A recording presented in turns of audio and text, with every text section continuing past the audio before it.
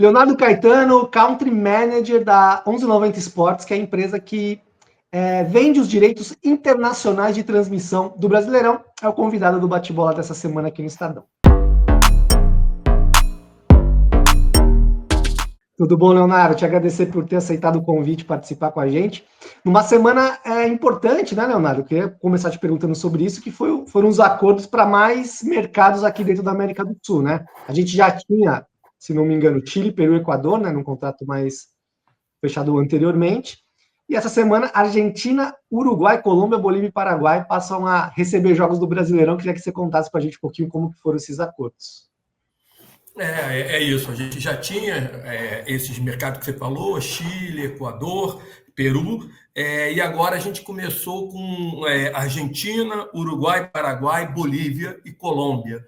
Quer dizer, acho que de uma maneira geral são acordos que vêm um pouco no arrasto também do sucesso esportivo brasileiro, né, nas regiões, mas mais do que isso, eu acho que tem uma missão estratégica. A gente sempre diz que o futebol internacional brasileiro precisava e precisa estar num patamar superior ao que ele historicamente fica, pela qualidade do produto, pela consistência, pela competitividade, mas isso é uma construção. E a gente dizia estrategicamente, para você, entre aspas, reinar no mundo, você tem que reinar no teu quintal. Quer dizer, se você quer ter relevância, seja na Europa, na Ásia, nos Estados Unidos, o natural é que você comece a exercer essa influência nos seus vizinhos.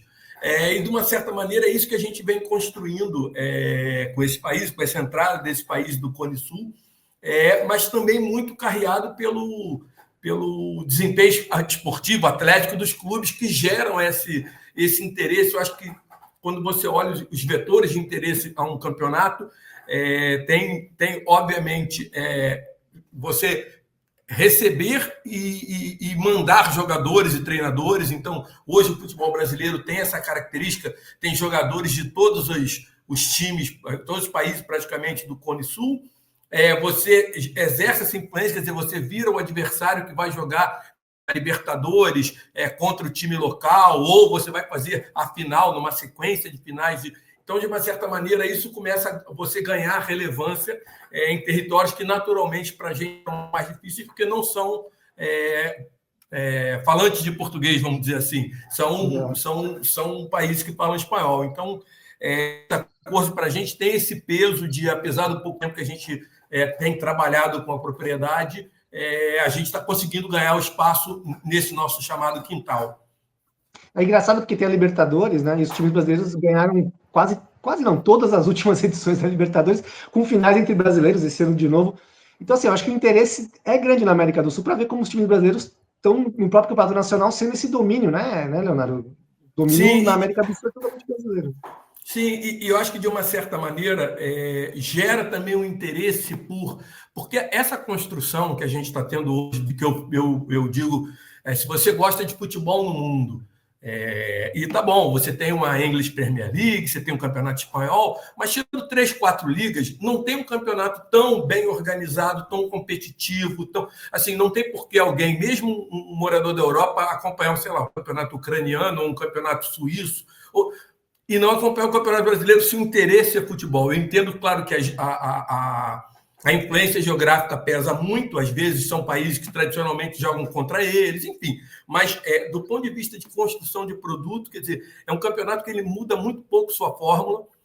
Ele tem, por conta de Copa do Mundo, Olimpíada, enfim, estádios muito modernos. Ele tem uma tradição de transmissão de produto de muita qualidade, né, de quantidade de câmeras, de nível de produção. Então, eu acho que também tem esse interesse das pessoas olharem e falar, pô, como é esse campeonato aqui, que é meu vizinho, mantém a mesma fórmula, todo mundo está disputando alguma coisa o campeonato inteiro, acesso e decesso todo ano é a mesma coisa, não tem, esse ano sobe 2, mas como tinha um time, desce, sobe 1, enfim, essa seriedade com que o produto brasileiro vem sendo tratado desperta esse interesse, além do interesse esportivo, né, vamos dizer assim.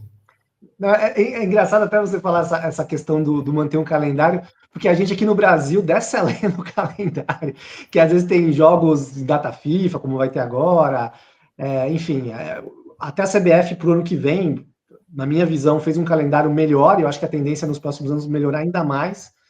Mas mas é engraçado que aqui na América do Sul, o Brasil tem o calendário, acho que mais organizado, né? Não, e a gente saiu de um passado onde a gente não tinha previsibilidade, e hoje a gente tem previsibilidade, o que a gente ainda não conseguiu ter é antecedência.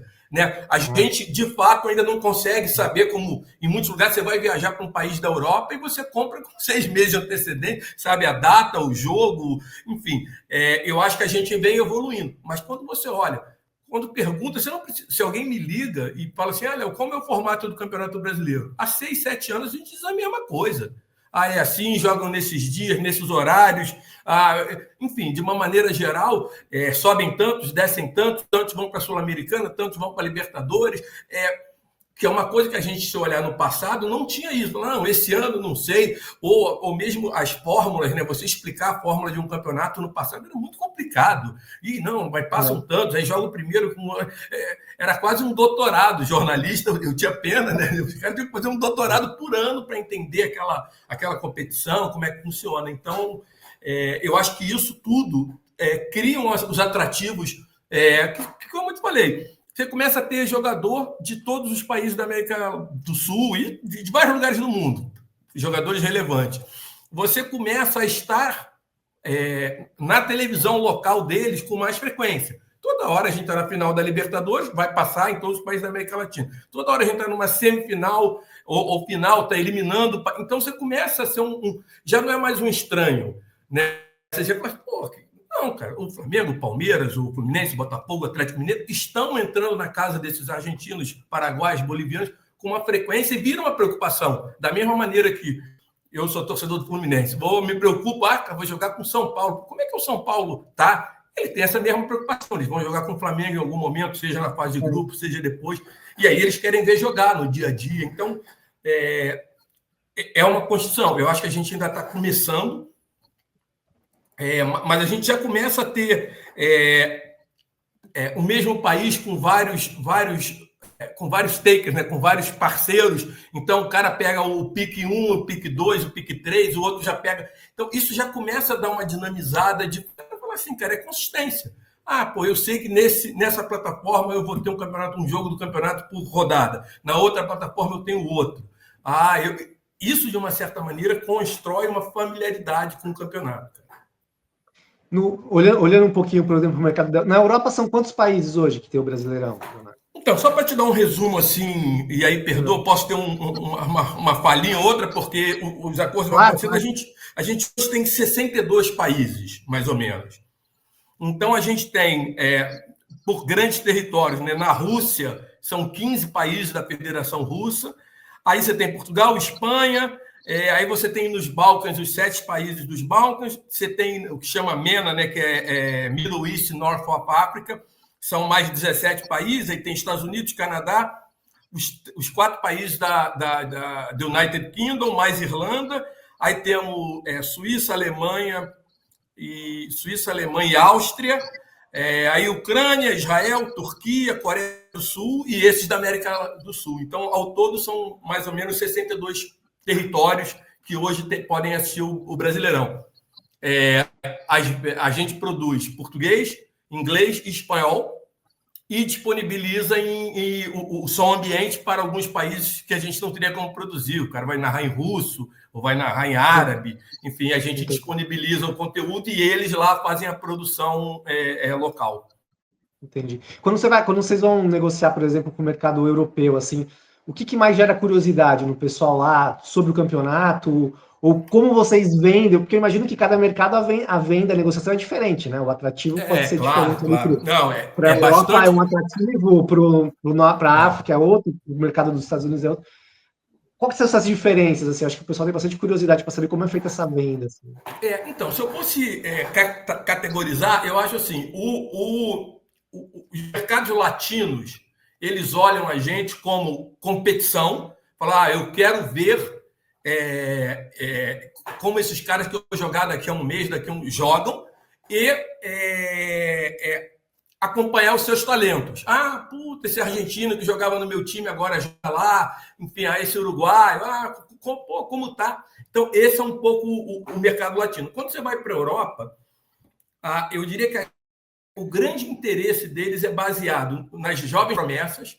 Isso é uma coisa que eles estão muito... quem é o próximo Neymar? Quem é o próximo Ronaldinho? Quem é o próximo Romário? É uma coisa muito forte. E eles, de uma certa maneira, olham o futebol brasileiro como um contraponto ao futebol muito estruturado, eu digo tecnicamente. Eles olham como o futebol, ainda pode acontecer de tudo, cara. É uma jogada mágica, é um jogador que, ao invés de cruzar burocraticamente, quando chega em um determinado lugar, ele tenta criar. Então, eu acho que tem um pouco, a gente faz, junto com o conteúdo que a gente disponibiliza, a gente faz um magazine show de 30 minutos, com as melhores jogadas da rodada, com os melhores momentos, e tem um módulo que é o que a gente brinca lá, que é o Let's Samba, que são as melhores dribles. E esse tipo de coisa é o que, de fato, eles procuram. Eles falam, cara, eu quero ver cara, um jogo diferente, que chega lá, o cara vai atacar, matar ou morrer, enfim, tem um pouco essa característica do nosso futebol. Eu acho que na Europa é por aí.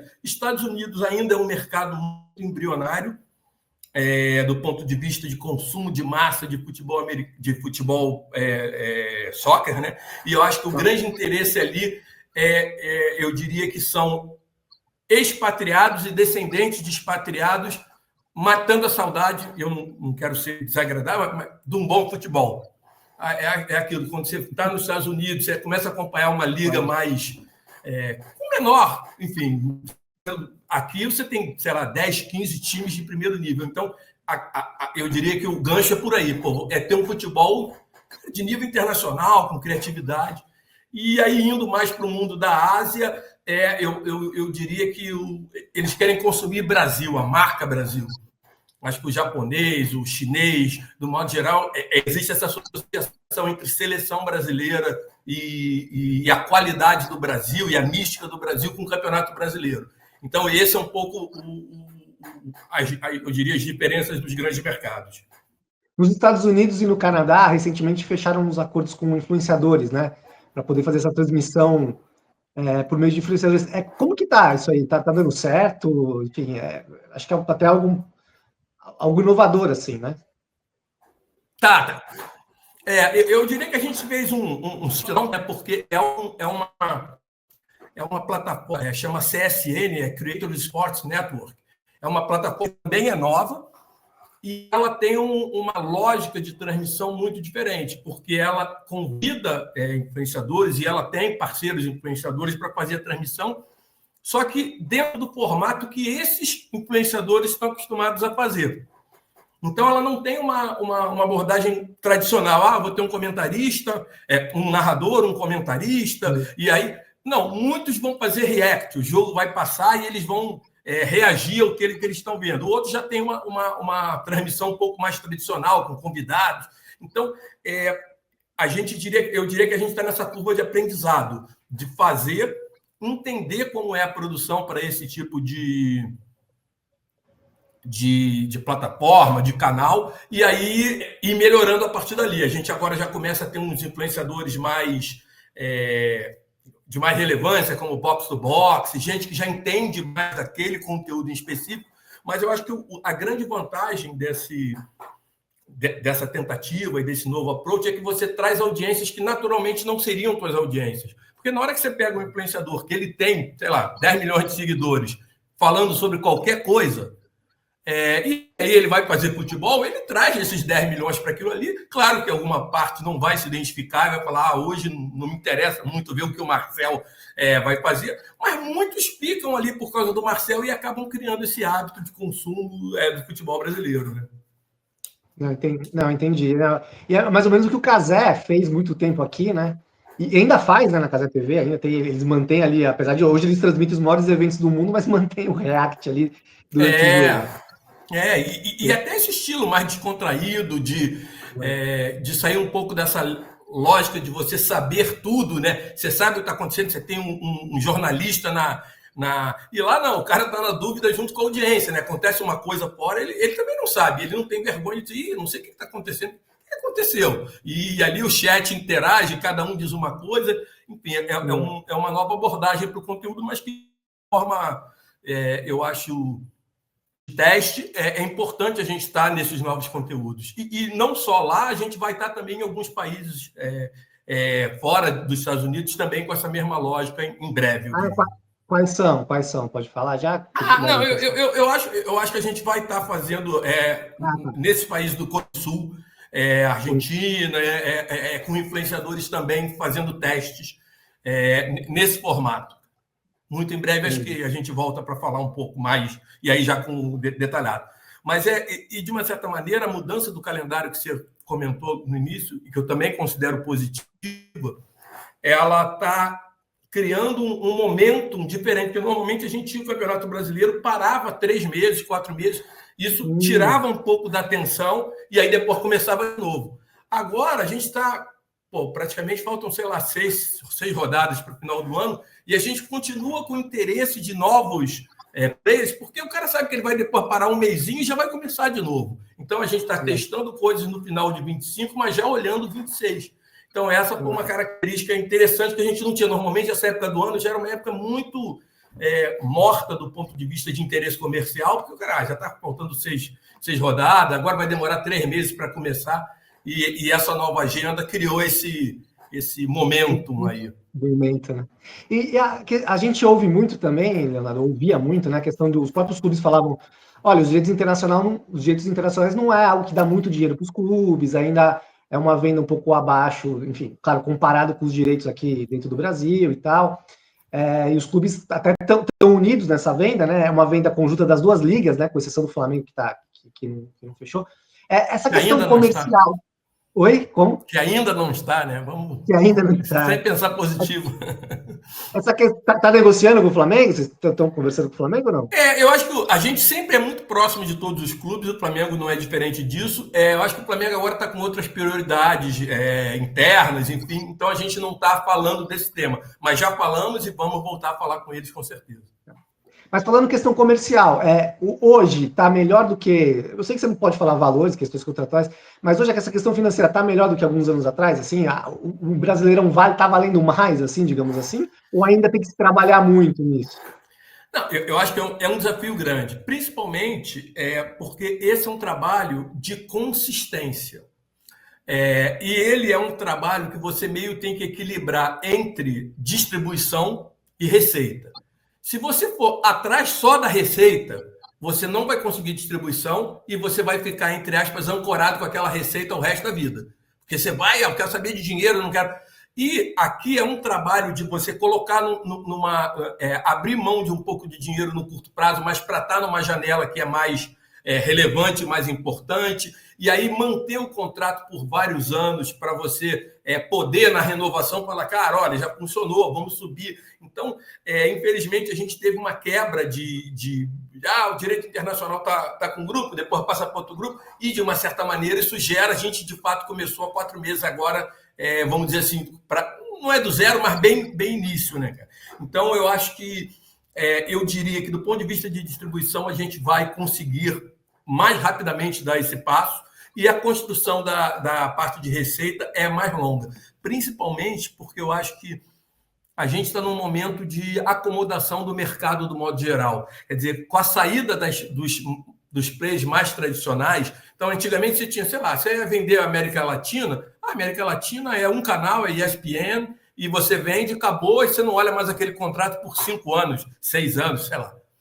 Hoje não é a realidade. Então, você tem que compor com vários tipos de fast channel, plataforma, um em cada país, mas, de uma certa maneira, te traz também uma oportunidade de você trazer novas receitas e de construir essa receita. Então, eu acredito que, e aí, sendo só conceitual, se você olhar, eu não acredito que a receita de direito nacional vá, sei lá, dobrar em 5 anos, em 10 anos, não vai dobrar. E a receita do direito internacional, ela vai fazer essa construção de ir crescer até... Agora, qual o ponto de relevância? Aí é uma tese a demonstrar, mas eu acho que é o caminho. Assim, a gente precisa acreditar que, de uma maneira geral, o mercado estabilizado está mais próximo do teto do que as novas receitas. Porque se você não acreditar nisso, não tem como você crescer. E para fechar, Leonardo, qual o mercado que você acha que ainda dá para entrar? Principalmente por essa mudança do calendário, o Brasileirão já volta em janeiro. Eu acho que a gente tem, a gente tem conversas já bastante adiantadas com China, que é um mercado grande, relevante, principalmente do ponto de vista estratégico. São mercados que a gente precisa desenvolver ainda na Europa. França é um mercado importante, e eu acho que o mercado dos Estados Unidos é um mercado que a gente precisa estar ocupando outras posições que não só o streaming, porque a gente precisa voltar para os players mais tradicionais. O mercado americano ela tem essa característica que ela tem normalmente o direito é dividido em três, né? Então você tem português, você tem inglês, você tem espanhol, e os três são relevantes, principalmente inglês e espanhol. Então voltar para os Estados Unidos para um canal para latinos, que tem, sei lá, quase, não sei, 60 milhões de latinos nos Estados Unidos, é muito importante. Então eu diria que os países mais tradicionais da Europa, China e Estados Unidos, como numa forma mais tradicional, são os principais gols que a gente tem de curto prazo. Quero agradecer, Leonardo, por ter aceitado o convite, ter participado. Muito legal a gente poder falar sobre... O Brasileirão é um campeonato tão bom, né, cara? Tão disputado, com tantos bons jogadores que o mundo todo tem que assistir o Brasileirão. Né? É isso. E normalmente quem assiste, isso é uma informação relevante, assim, raramente a gente tem um taker que você vende Brasileirão e o cara desiste. Então, tem cliente que em outro ciclo a gente já vendeu para a Rússia e ele volta. Então, assim, é um produto que não tem attrition, assim, as pessoas gostam. É questão mesmo de ter oportunidade, conseguir botar nas grades corretas, adequar com os horários, enfim. Mas é uma construção que as ligas estão fazendo bem. Legal, pessoal. É isso. Obrigado, Leonardo, de novo. Bate-bola dessa semana. Semana que vem a gente volta. Abraço para todo mundo.